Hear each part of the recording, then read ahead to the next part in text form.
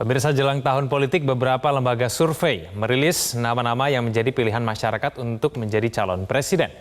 3 nama teratas yang selalu menjadi pilihan publik adalah Ganjar Pranowo, Anies Baswedan, dan Prabowo Subianto. Tidak ada nama Megawati Soekarno Putri dalam 3 besar calon presiden yang diinginkan oleh masyarakat. Survei Nasional Indikator Politik Indonesia, misalnya survei yang dilakukan pada tanggal 30 Oktober hingga 5 November ini dengan simulasi 33 nama semi terbuka untuk calon presiden, tidak ada nama Megawati Soekarno Putri. Pada simulasi 33 nama semi terbuka, Ganjar Pranowo paling banyak dipilih, yaitu 25,9%, kemudian Anies Baswedan 23,6%, dan Prabowo Subianto 16,1%, diikuti oleh Ridwan Kamil dan AHY. Sementara yang belum menjawab sebanyak 9,2%.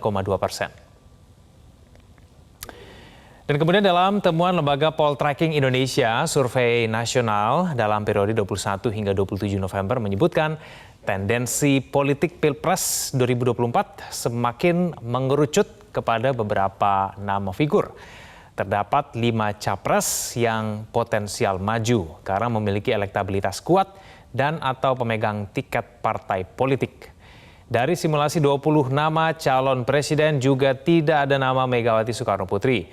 Nama Puan pun hanya di angka 2,6% dibandingkan dengan Ganjar yang berada di angka 28,3%.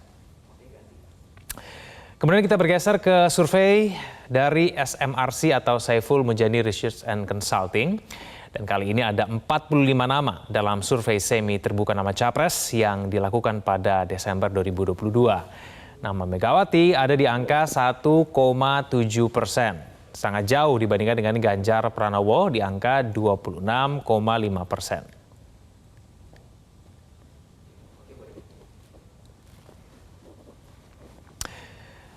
Pemirsa, bukan nama Puan atau Ganjar yang muncul di HUT ke-50 PDIP, namun Mega justru mengisyaratkan dirinya masih pantas menjadi capres. Apakah ini kejutan yang dimaksud oleh PDIP? Kita akan membahasnya bersama dengan politisi PDIP, Koordinator Juru Bicara Partai Demokrat Herzaki Mahendra Putra, serta analis politik Indro Strategik Ahmad Hoirul Umam. Selamat malam Bapak-Bapak, terima kasih telah hadir bersama kami di Prime Time News. Saya ke Pak Nursiwan Sujono dulu.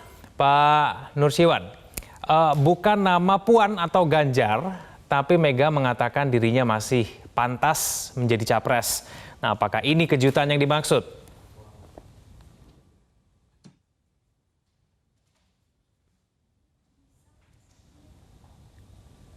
Halo, Pak Nursiwan?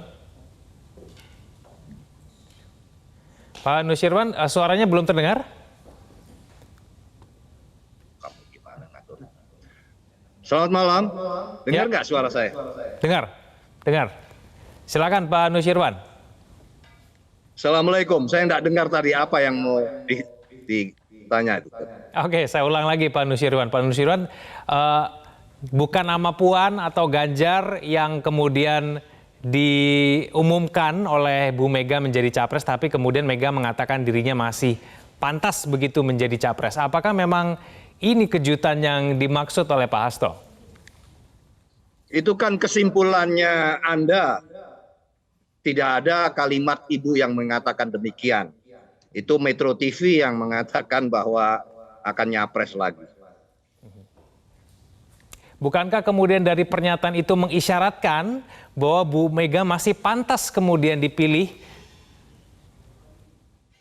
Bisa saja memberikan penilaian demikian, dan tentu saya juga membaca dari media Indonesia maupun Metro TV kecenderungannya akan menampilkan topik tersebut. Tapi tentu itu mengartikan bahwa tidak bisa membaca, memaknai apa yang sudah disampaikan di dalam pidato politik kemarin. Karena semua arahnya adalah tujuannya adalah berkaitan dengan soal pencapresan. Bahwa kemarin pada waktu peringatan 50 tahun usia Partai Demokrasi Indonesia Perjuangan sebetulnya penuh dengan proses perjalanan yang bisa menjadi pembelajaran politik, tapi tampaknya keinginan khususnya dalam hal ini khususnya saja media dan topik yang pada hari ini lebih mengejar kepada kejutan yang dimaksud adalah soal capres, tapi tidak meninjau dari atau katakanlah membaca secara lengkap apa yang disampaikan beliau pada saat pidato politik 50 tahun usia PDI Perjuangan begitu. Jadi sampai pada sore hari ini topiknya ya itu saja begitu. Tapi tidak bahasannya tidak ada yang berkaitan dengan proses politik, berkaitan dengan pemilihan, katakanlah menjadi pemimpin itu bagaimana, membesarkan institusi partai politik itu seperti apa, itu sebetulnya yang harusnya dibaca dengan baik, menjadi pembelajaran politik bagi kita semua untuk membentuk kader, membentuk institusi organisasi partai politik, itulah yang harusnya kita baca ya.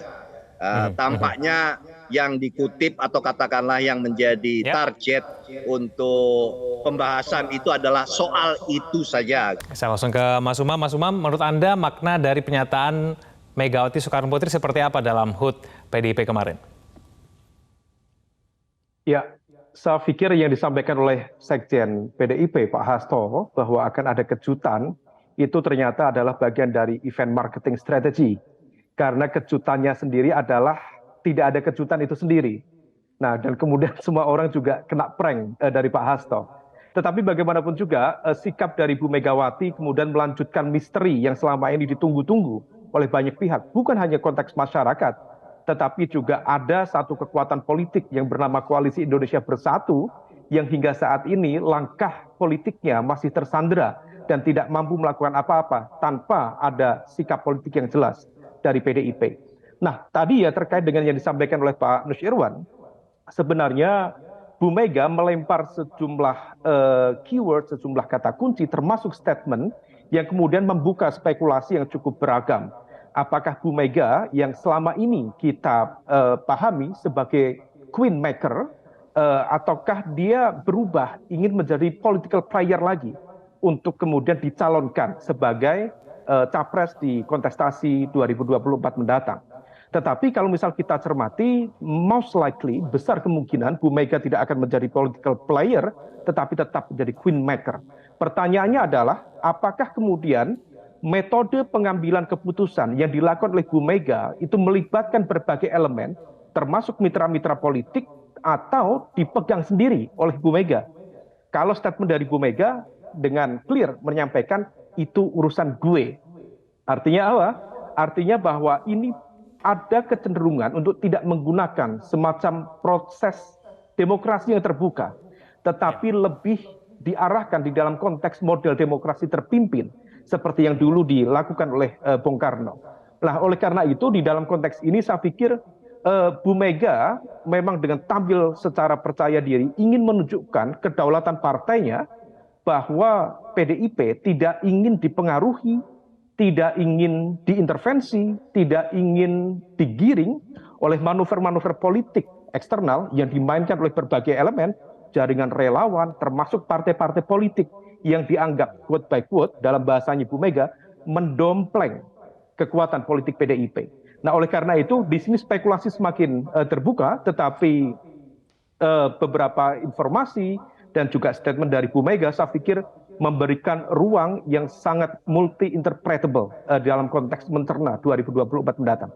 Ya, Mas Umam, apakah kemudian pernyataan dari Megawati ini secara tidak langsung kemudian juga mengkonfirmasi bahwa memang ada dorongan dari internal partainya sendiri untuk segera mengumumkan calon presiden tertentu? Ya, saya pikir apa yang disampaikan oleh Pak Hasto dan juga kemudian ada sebuah model komunikasi yang ditanyakan kepada beliau dan beliau sampaikan dan dengan jawaban itu urusan gue, sebenarnya mengindikasikan bahwa ada dinamika internal yang cukup kuat untuk mendorong Bu Mega untuk menentukan sikap dan juga pilihan di dalam konteks kontestasi Pilpres 2024 mendatang. Karena bagaimanapun juga betul, kalau kemudian capres-cawapres diumumkan di ending atau menjelang masa kampanye dan juga penetapan capres-cawapres oleh KPU, memang kemudian akan memberikan ruang tembak yang lebih sempit dan juga tidak mudah dibaca strateginya. Tetapi pada saat yang sama, jika pengumuman dilakukan pada fase awal, proses sosialisasi secara intensif akan bisa mudah dilakukan. Dan kalau misal ada serangan, ada hantaman, relatif akan lebih mudah dimitigasi, dijawab, diklarifikasi oleh capres-cawapres yang didukung oleh PDIP. Oleh karena itu sebenarnya di sini menjadi sebuah pilihan yang akan dimatangkan oleh teman-teman PDIP. Tetapi kalau misal kita lihat secara keseluruhan, ada sejumlah gimmick, ada sejumlah positioning yang cukup unik. Misalnya penempatan Pak Ganjar yang diletakkan pada satu posisi yang seolah-olah tidak pada umumnya, jadi ditempatkan dengan kader-kader yang lain. Jadi seolah-olah dipelonco. Mungkin itu kita harus jeda dulu, Mas Umam. Baik, kita waktunya sangat terbatas di segmen ini. Saya akan langsung ke Bang Zaky. Bang Zaky, apabila Bu Mega menjadi capres PDIP, apakah ini akan mengubah strategi politik dari Partai Demokrat, Bang Zaky?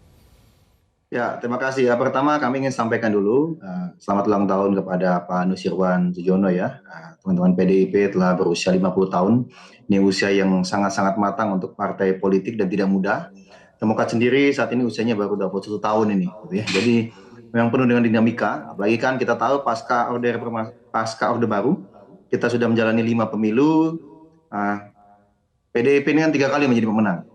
Nah, kami Demokrat sekali menjadi pemenang, lalu ada teman-teman Golkar. Nah, ini kan menunjukkan bahwa tidak mudah ya mengelola partai politik di negeri yang sangat kompleks ini, dan tentu sungguh prestasi yang teman-teman PDIP lakukan ya dalam 2 periode terakhir ini patutlah mendapatkan apresiasi dan perlu menjadi pembelajaran juga nih.